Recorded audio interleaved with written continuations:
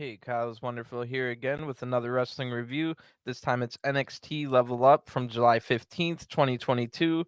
And we have a pretty interesting show tonight. So at least we don't have to come off of the worst ever SmackDown in history like we did last week. We can come into it with a little more pep in our step, ready to watch some more wrestling, as opposed to no more wrestling after that worst SmackDown ever. But we have some interesting things to look at here.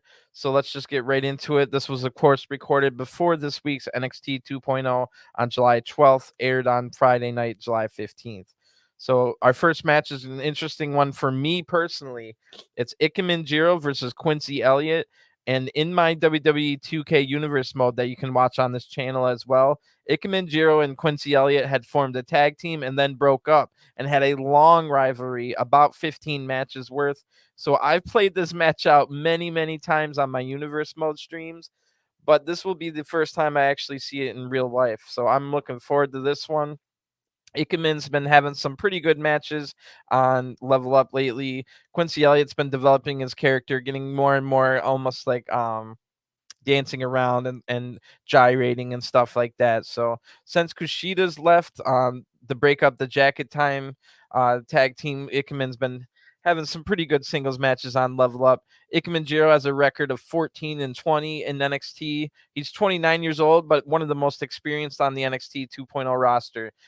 Jiro's already had over 500 matches in his career, mostly in Japan. Jiro's from Tokyo, Japan, so he was in the promotion called Wrestle One, about 400 matches there.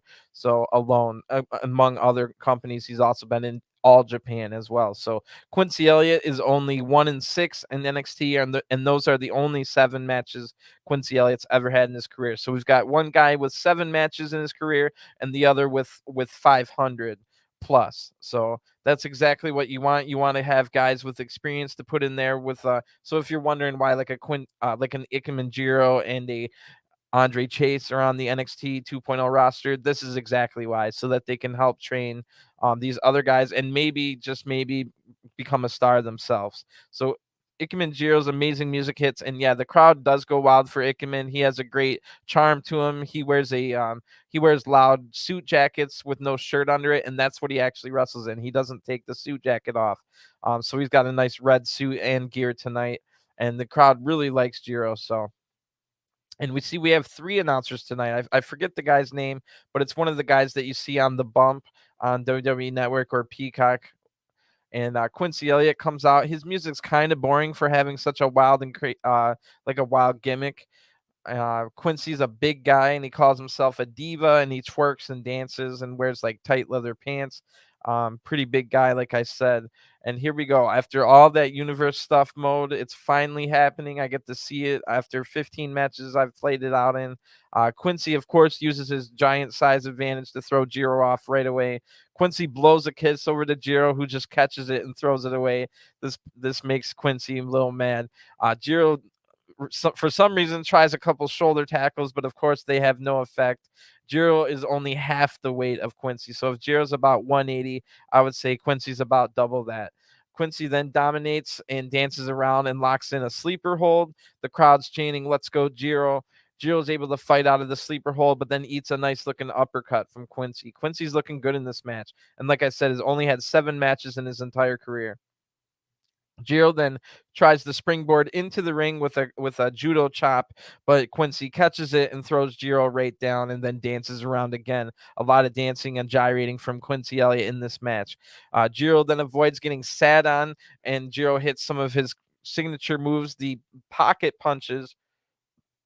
This is where Jiro puts his hand in his pockets and hits punches. So Quincy's able to stay on his feet after those, but Jiro hits a super kick to knock the big man down to his knees, and then a moonsault by Jiro right after that. But Quincy's able to kick out. Great match here for Level Up.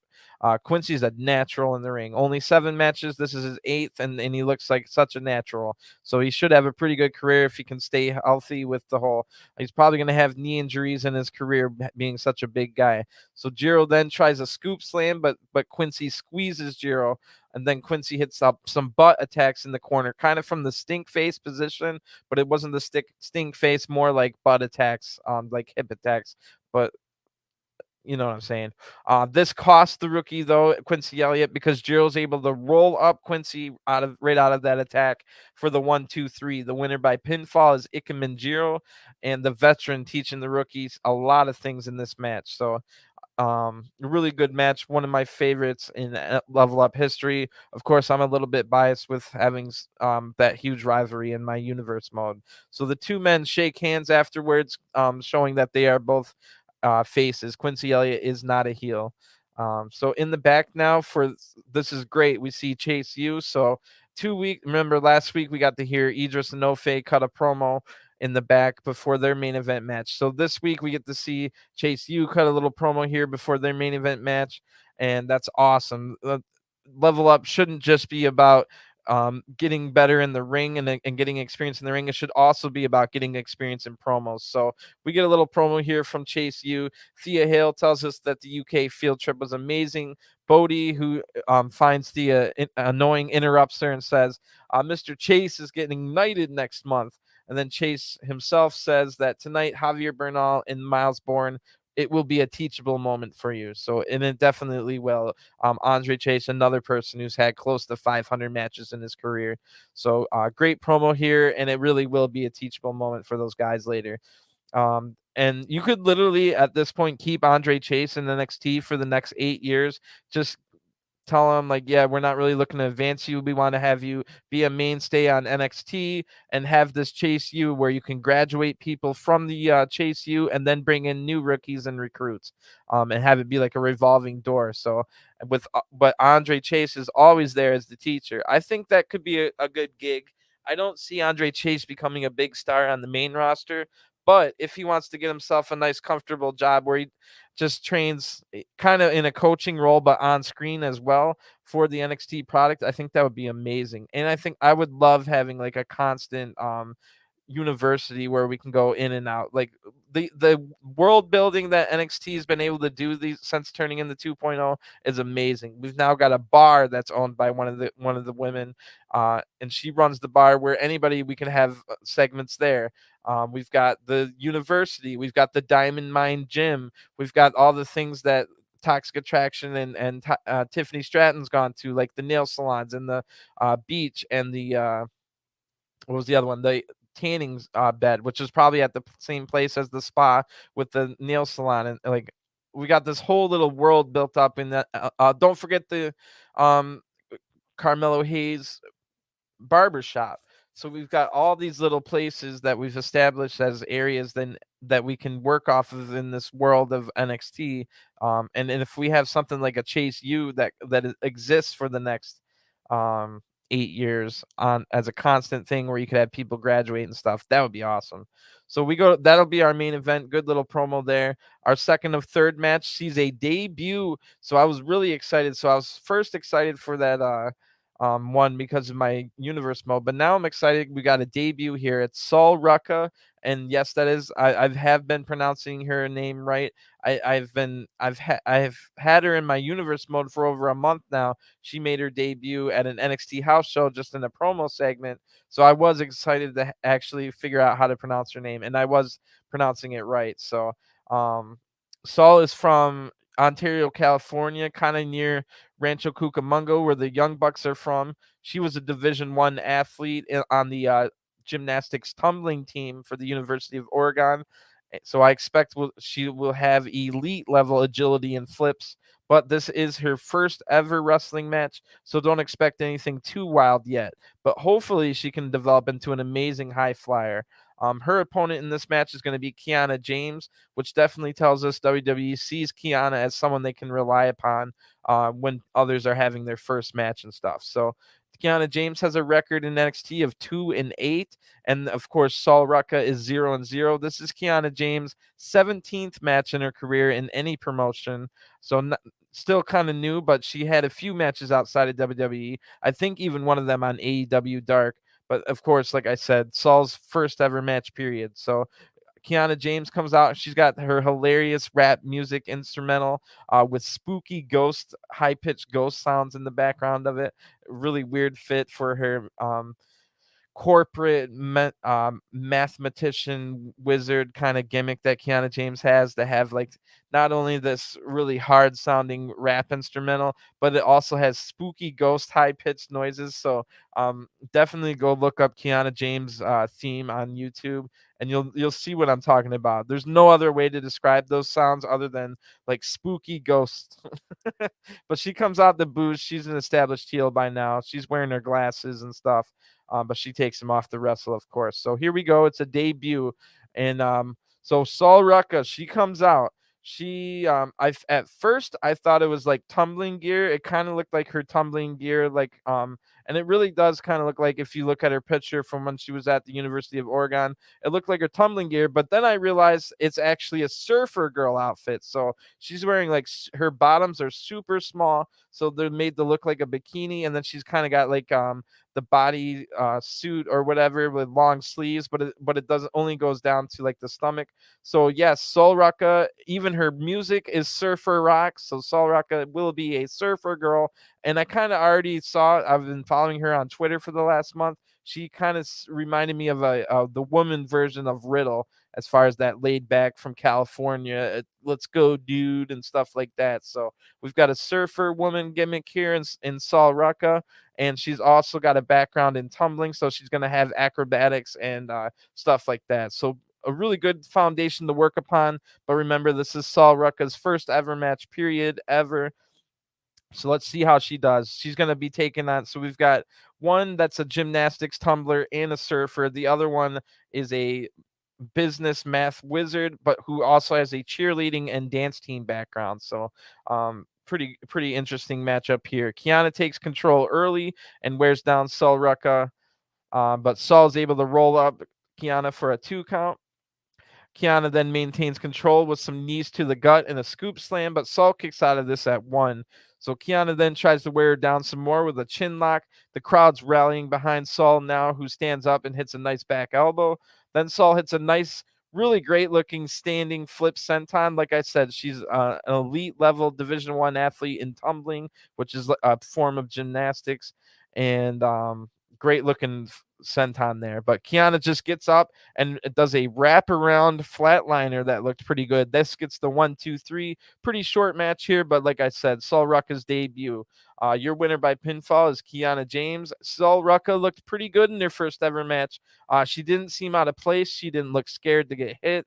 She was able to take bumps and hit all her moves correctly. Everything except that flip senton was completely basic stuff, but there's no sense having them start out their first match without anything but the basics. But she did have a flip senton in her arsenal already, just to show you how great she's going to be eventually with her acrobatics. So you need to have a foundation to build upon. Looks like she's got a good foundation. She's already, I like the surfer gimmick she has. If she becomes kind of like the female Riddle, that could be a hit with the crowd. And I've already got vibes that I enjoy her a lot. So she just has vibes and body language of someone that you can get behind. So good stuff here. Keep an eye on Sol Ruca.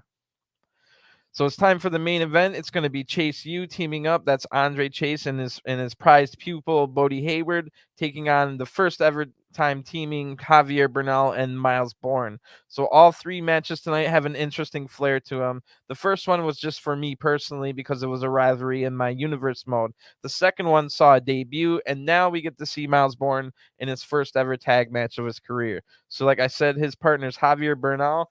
Javier has had 3 other tag matches on Level Up before, all of them with Dante Chen. So maybe they're going to see Javier Bernal as a good hand in the tag division, as a good guy to just have there on the lower ranks, teaching people how to do tag stuff. I'm not quite sure what they're doing. But Javier Bernal comes in with a record in NXT of 3-9, and Myles Borne is 0-2. So their opponents, like I said, Chase U, they lost their first ever match as a tag team, if you remember, in the first round of this year's Dusty Classic to the Grizzled Young Veterans. But now Chase U's on a 2-match winning streak as a 2-on-2 team. And Bodhi has an overall record of 6-5 in NXT. Andre Chase is 12-20.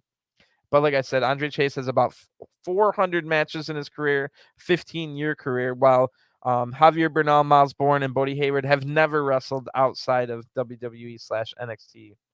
So Borne is out first. He's got some new gear. He had just plain black singlet before. Now it's black with his name on it and some pretty cool looking designs, kind of airbrushed look. Javier Bernal comes out with a different leather jacket every single time. He must have a closet full of leather jackets. Chase U's now out. The Chase U section is here in full force in the crowd. Thea runs around like a wild woman. Pretty funny. They've got her acting so weird, but it's kind of like funny at the same time. They have her acting like as if she was, I don't know, 4 years old.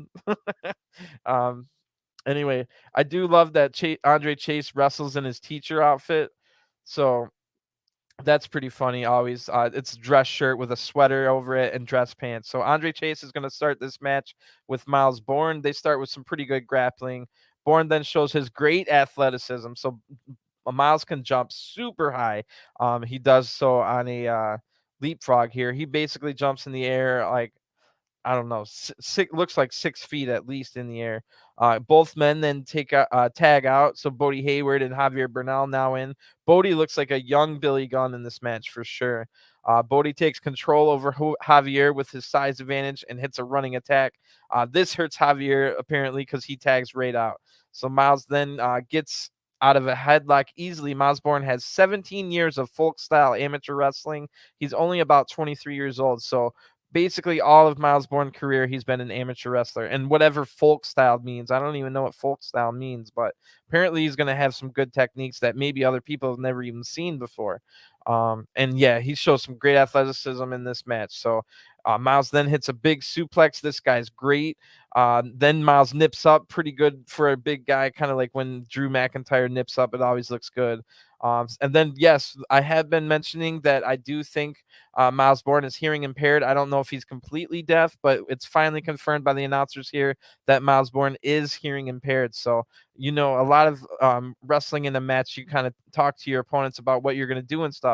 Now, by saying he's hearing impaired, I don't know if that means he can hear a little bit or not at all, but definitely Myles Borne getting this far all the way to NXT is impressive for not being able to talk during or listen during matches to what people are telling him. Even the referee gives them instructions a lot. So anyway, Andre now lights Javier up with some strikes and a Manhattan drop because both men tagged out. I don't know if I mentioned that. Andre hits a Russian leg sweep, and then the Chase U kicks while the crowd chants it down, and then an uppercut. So Javier Bernal is just not getting anything going in this match. So Javier does counter the next attack and is able to tag in Myles Borne. Then they try a double team move, but Borne drop kicks Javier. And again, massive height by Myles Borne. And they've been saying that Myles Borne is basically because Myles Borne, if you look at Myles Borne, he looks like a young Randy Orton with blonde hair. But look at Randy Orton used to do these same high drop kicks. So it's more than just the look. Myles Borne really is a young Randy Orton for sure. So I would love to see how he develops. I think Myles Borne could be a great wrestler in the future. He's only had 3 ever professional wrestling matches now. This is his 3rd one. And like I said, he's like 23 or 24, but has 17 years of amateur wrestling in him, folk style. So Javier wasn't there to tag in, so Myles then hesitates, showing that his inexperience here. This is his first ever tag match ever. Of course, there's no tag matches in amateur wrestling, so a double team move by Chase U gets Bodhi the 1-2-3 on Myles Borne, who goes to 0-3 now. So your winners by pinfall are Chase U. Pretty good match here. They did not let Javier do much, which kind of has me worried for Javier's future. He might be on the next list of people they release because Javier's been here for a while. We've seen him a lot on Level Up, but Javier Bernal never gets on TV on NXT 2.0 ever. But on the flip side, Myles Borne did look like a star in the making here, and he might be the baby Orton that it's not just the looks. Those leaps, go find this match and find the athleticism of Myles Borne. So pretty good stuff overall. Should be a good NXT this week. We'll see the fallout from Cora Jade turning heel. Hopefully, Cora Jade has a whole new gimmick. I know she used to have more of a gothic style gimmick. I think she even had maybe she was like Wiccan or like had witch qualities to her. So I would like to see maybe an evil version of Cora Jade with maybe some witch qualities this as early as this Tuesday on NXT 2.0. So a lot to look forward to. I think there's also there's a title match between Briggs and Jensen versus Pretty Deadly for the NXT UK Tag Titles, the first time ever being defended in America. I'm pretty sure that's correct. So anyway, I'm gonna get going. I'll be back later tonight if you want to hear my thoughts on Rampage. I'll be back a little bit later, and I'll also be later tonight, the first night of G1, a month-long tournament in Japan, New Japan Pro Wrestling. Come check that out as well. So you guys have a great weekend. Otherwise, if you're only here for NXT, I'll see you on Tuesday night. Have a great weekend, and peace.